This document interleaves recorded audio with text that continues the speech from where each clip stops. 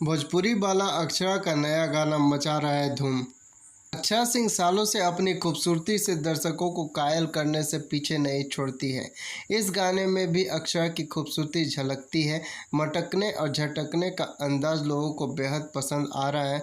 इस गाने में अक्षरा ने कहा कि भोजपुरी के लोगों के साथ भोजपुरी पसंद करने वाले सभी लोगों का मनोरंजन करने वाला यह गाना है। नए कॉन्सेप्ट के साथ गाना लेकर आती हूँ रोशन सिंह के साथ अक्षरा ने खुद ही अपने आवाज़ की जादू इस गीत को दी है। भोजपुरी जगत में सबसे खूबसूरत हीरोइनों में से एक अक्षरा सिंह का नया गाना हे हा यूट्यूब पर रिलीज़ होते ही धूम मचाने शुरू कर दिए हैं। अब तक लाखों लोग गाने को देख चुके हैं।